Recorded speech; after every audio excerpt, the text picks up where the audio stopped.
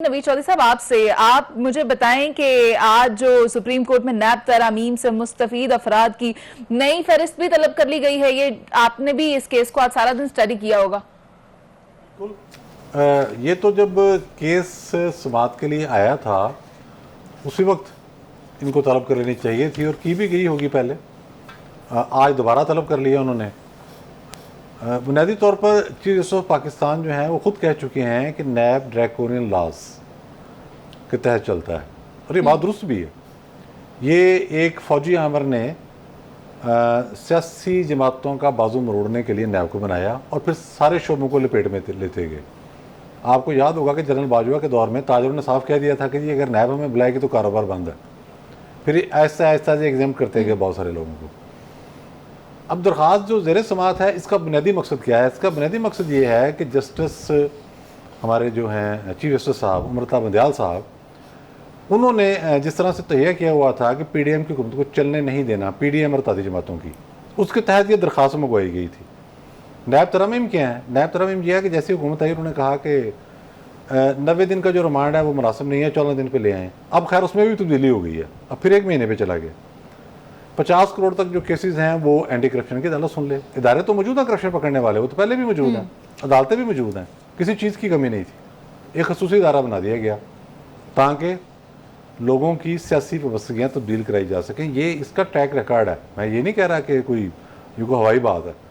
और जवेद इकबाल जैसे जो हैं, जस्टिस जवेद इकबाल रिटायर्ड, उस जैसे लोग इसके चेयरमैन रहे हैं, तो बहुत बुरे तरीके के साथ लोगों ने यूज़ किया।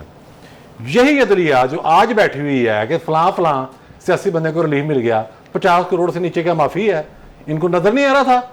जब फवाद को पकड़ा इन्होंने 15 महीने तक अस्पताल नहीं जाने दिया, 7 महीने तक बेड नहीं दिया किसी ने। नैब कवानीन के तहत बात कर रहा हूं, लोग अंदर मरते रहे हैं। टीचरों को पकड़ा, प्रोफेसरों को पकड़ा, अंदर मर गए नैब की कस्टडी में, किसी के कान पर जू नहीं रेंगी। यही जज, यही निगरान जज इनको लेके बैठे हुए हैं। ये पॉलिटिकली मोटिवेटेड केस है, प्लान करके ये दायर करवाते हैं, फिर उस पर फैसले देते हैं। इनको प्रॉब्लम ये हो गई कि इसमें फलां पार्टी के बंदे क्यों निकल गए।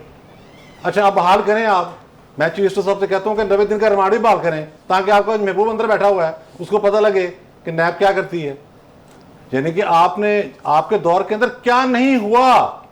आप हैं, आपके जो साथ बैठे हैं निगरान जज साहब शोरा फाक जस्टिस एजाजुल हसन, उन्हीं के दौर के अंदर तो नैब ने क्या मिठाई है, कौन सा काम नहीं किया, कोई सुओ मोटो हुआ। अच्छा जब कवानीन में, अच्छा खुद उन्होंने कहा ड्रैकोनियन लॉ है, जब उसमें कुछ तरमीम की जाती हैं उसको चैलेंज कर लेते हैं। अब फोकस करेंगे पर्सन स्पेसिफिक करके भी आपने क्या कर लेना है, जिन पर जो केसेस है वो साबित हुए। भाई बात यह है कि थोड़ी सी बात इररिलेवेंट बात कर रहा हूँ, मेरा ख्याल है कि 14 साल तो असद जरदारी को आपने अंदर रखा है। 11 अच्छा आपने सारी जिंदगी उसके अंदर गुजार दी, उसने बच्चों का बचपन नहीं देखा आपने, कोई एक केस साबित किया आपने नैब के तहत? सरकारी अफसरान को पकड़ के ब्लैकमेल किया जाता है, होता कि नहीं होता? अच्छा इमरान खान के अपने दौर के अंदर जो है, PTI के दौर के अंदर इसमें तरामीम हुई जिसमें शौकत अजीज को भी रिलीफ मिला, साथ सैयद यूसुफ गिलानी को भी मिला, साथ राजा प्रदर्शन को भी मिला।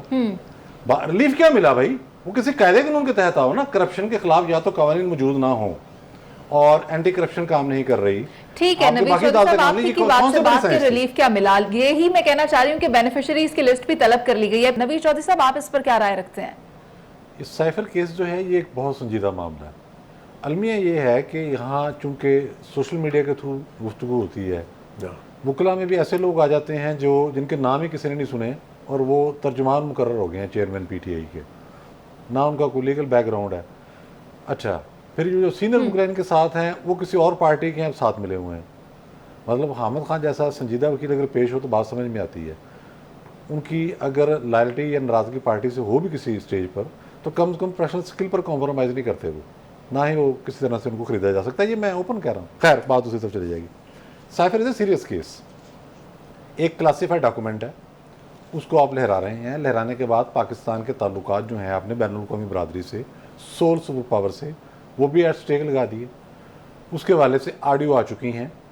जब उसको कोड किया गया तो उसमें ये कहा गया कि मैं इसको चेंज करके ज़ुबान ये बना दूंगा।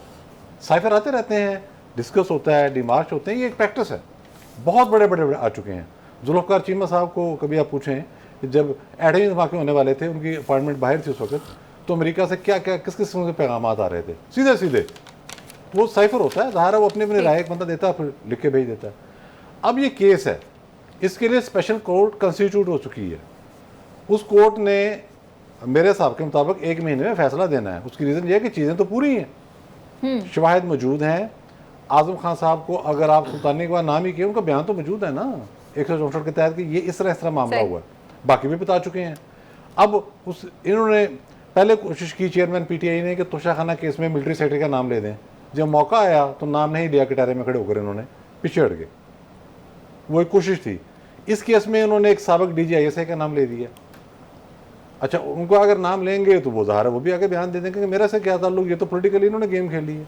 ये भी एक गेम हो रही थी। तो एक सीरियस केस है। इसके तहत आर्मी के अपने लोग जो हैं ऑफिशियल सीक्रेट एक्ट के तहत वो बहुत सख्त सजाएं उनको मिली हैं।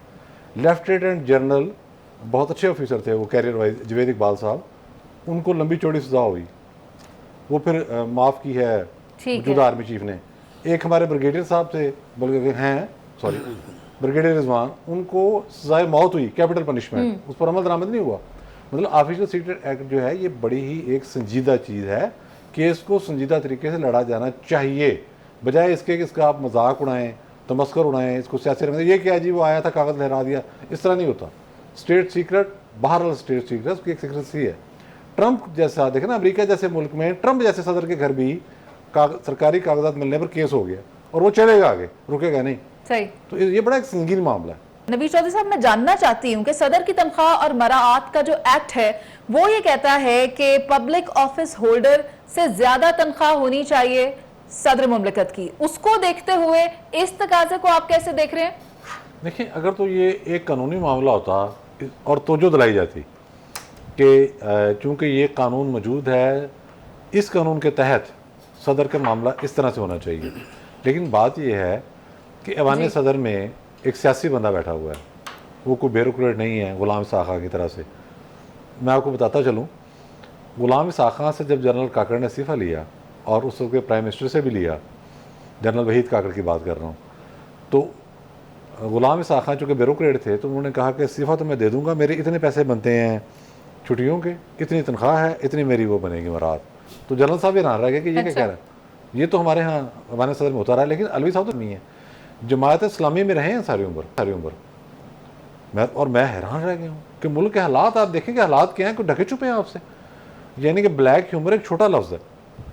वो कह रहे हैं कि जी वो 2 दफ़ा बड़ी है, वो एरियर मिला के मुझे 9 सितंबर को मेरी मुद्दत ख़त्म हो रही है और उनको यकीन है कि मुझे 9 सितंबर के बाद ऐवान सदन में रहने नहीं दिया जाएगा। वो जो ख्याल था कि ये चलते रहेंगे, ये भी उन्हें अंदाज़ा हो गया।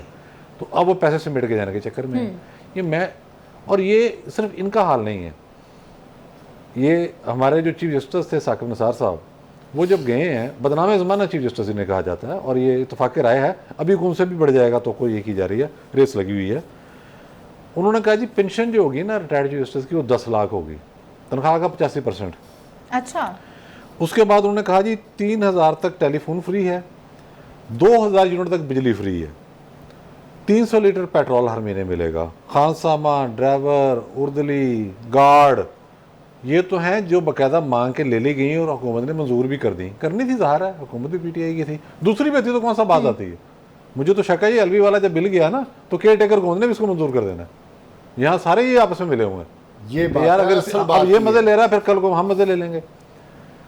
अब मामला ये है कि इस तरह की मराआत जो होंगी, अब वो तो रिटायर अफसर उससे बाज नहीं आ रहे। तो इस मुल्क के साथ जो जुल्म हो रहा है उसमें हमारी शराफिया मजमूई तौर पर एक दूसरे से हाथ मिलाए हुए।